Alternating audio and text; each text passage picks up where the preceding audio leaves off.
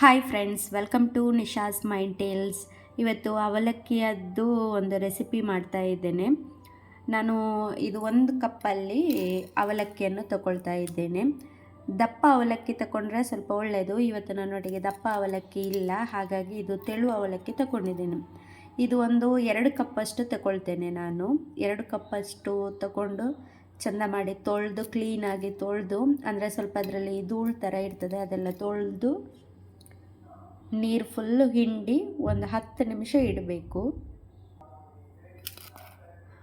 ಅರ್ಧ ಕಪ್ಪಷ್ಟು ಇಲ್ಲಿ ನಾನು ದಪ್ಪ ರವೆ ಇದೆ, ಸೊ ಚಿರೋಟಿ ರವೆ ಅಥವಾ ಬಾಂಬೆ ರವೆ ಇದ್ದರೆ ಹಾಗೇನೆ ಹಾಕ್ಕೊಳ್ಬೋದು. ಅರ್ಧ ಕಪ್ಪಷ್ಟು ತಗೊಳ್ಬೋದು. ಸೊ ಇದು ಸ್ವಲ್ಪ ದಪ್ಪ ಇರೋದ್ರಿಂದ ನಾನು ಮಿಕ್ಸಿಗೆ ಹಾಕಿ ಪೌಡ್ರ್ ಮಾಡ್ತೇನೆ. ಅವಲಕ್ಕಿ ಆಲ್ರೆಡಿ ನೀರು ತೆಗೆದು ಹಿಂಡಿ ಹೀಗೆ ಹಾಕಿಟ್ಟಿದ್ದೇನೆ. ಅದಕ್ಕೆ ಈ ರವೆಯನ್ನು ಪೌಡ್ರ್ ಮಾಡಿದ್ದು ಮಿಕ್ಸ್ ಮಾಡಿ ಮೊಸರನ್ನು ಹಾಕಿ ಚೆಂದ ಮಾಡಿ ಕಲಿಸ್ಬೇಕು. ಅಂದರೆ ಚೆನ್ನಾಗಿ ಕಲಿಸ್ಕೊಳ್ಬೇಕು. ಸ್ವಲ್ಪ ದಪ್ಪ ಹಿಟ್ಟಿನ ಹದಕ್ಕೆ, ಅಂದರೆ ನಾವು ಚಪಾತಿ ಮಾಡ್ತೇವೆ ನೋಡಿ, ಆ ಹಿಟ್ಟಿನ ಹದಕ್ಕೆ ಬರಬೇಕು. ಆ ರೀತಿ ಕಲಿಸ್ಬೇಕು. ಇಲ್ಲಿ ಮೊಸರಿನ ಬದಲಾಗಿ ಹುಳಿ ಮಜ್ಜಿಗೆ ಇದ್ದರೆ ಕೂಡ ಸೇರಿಸ್ಕೋಬಹುದು. ತುಂಬ ಸುಲಭವಾಗಿ ಮಾಡುವಂಥದ್ದು ರೆಸಿಪಿ ಇದು. ರುಚಿಗೆ ತಕ್ಕಷ್ಟು ಉಪ್ಪನ್ನು ಸೇರಿಸಿ ಚೆನ್ನಾಗಿ ನಾದ್ಕೋಬೇಕು. 10 ನಿಮಿಷ ಮುಚ್ಚಳ ಮುಚ್ಚಿ ಹಾಗೆ ಬಿಡಬೇಕು. ಅಲ್ಲಿ ತನಕ ನಾವೊಂದು ಚಟ್ನಿ ರೆಸಿಪಿಯನ್ನು ಕೂಡ ಮಾಡುವ.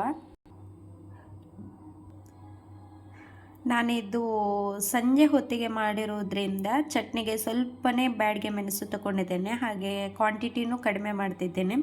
ಒಂದು 5 ಬ್ಯಾಡಿಗೆ ಮೆಣಸು ಬಿಸಿ ನೀರಿಗೆ ಹಾಕಿ ಇಟ್ಟಿದ್ದೇನೆ.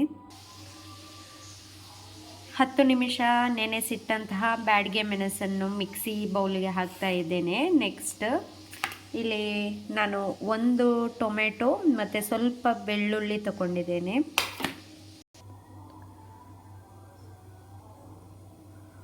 ಶುಂಠಿ ಮತ್ತು ರುಚಿಗೆ ತಕ್ಕಷ್ಟು ಉಪ್ಪನ್ನು ಸೇರಿಸಿ ಚೆನ್ನಾಗಿ ರುಬ್ಕೊಳ್ಬೇಕು.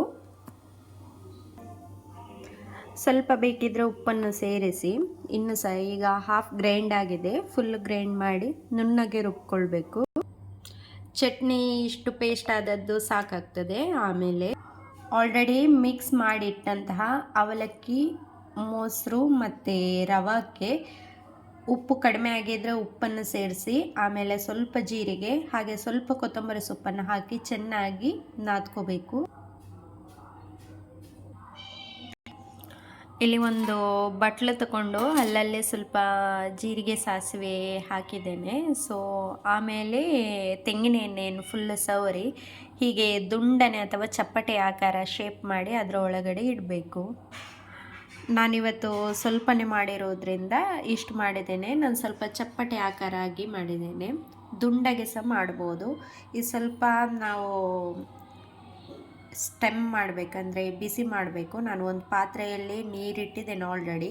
ಅದು ಬಿಸಿ ಆದ ಕೂಡಲೇ ಇದನ್ನು ಇಟ್ಟು ಬಿಡಬೇಕು. ಒಂದು 10 ರಿಂದ 15 ನಿಮಿಷ ಬಿಟ್ಟರೆ ಇದು ರೆಡಿ ಆಗ್ತದೆ.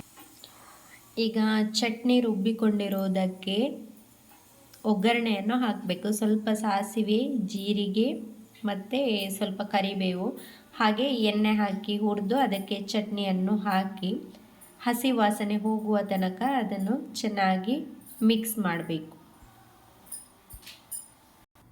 ಮಿಕ್ಸಿಯಲ್ಲಿ ರುಬ್ಬಿಕೊಳ್ಳುವಾಗ ಆಲ್ರೆಡಿ ನಾನು ಬೆಲ್ಲ ಸೇರಿಸಿದ್ದೇನೆ. ಹಾಗೆ ಒಗ್ಗರಣೆ ಹಾಕುವಾಗ ಸ್ವಲ್ಪ ಸಕ್ಕರೆ ಸೇರಿಸ್ಕೊಂಡಿದ್ದೇನೆ. ಬೇಕಿದ್ರೆ ಬೆಲ್ಲನೂ ಹಾಕ್ಬೋದು, ಇದು ಆಪ್ಷನಲ್. ಒಂದು ತವ ತಗೊಂಡು ಇದು ಮಾಡಿರುವಂತಹ ಕಡುಬು ಬೆಂದಾದ ನಂತರ ತವಕ್ಕೆ ಸ್ವಲ್ಪ ಎಣ್ಣೆ, ಸಾಸಿವೆ, ಜೀರಿಗೆ ಹಾಕಿ ಈ ಕಡುಬನ್ನು ಹಾಕಿ ಒಂದು ಸ್ವಲ್ಪ ಹೊತ್ತು ಮಿಕ್ಸ್ ಮಾಡಿ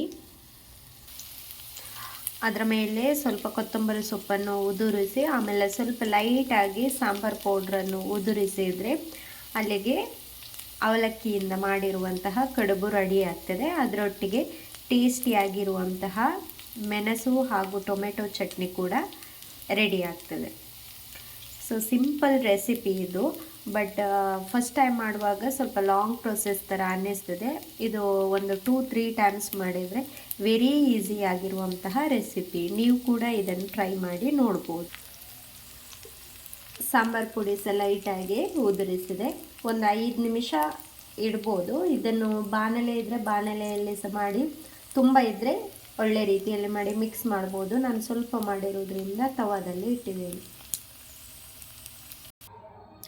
ನೋಡಿ ಫ್ರೆಂಡ್ಸ್, ಸಿಂಪಲ್ಲಾಗಿ ಮಾಡಿರುವಂತಹ ಅವಲಕ್ಕಿ ಕಡುಬು ಒಳ್ಳೆ ರೀತಿ ರೋಸ್ಟ್ ಆಗಿ ತುಂಬ ಟೇಸ್ಟಿಯಾಗಿರ್ತದೆ.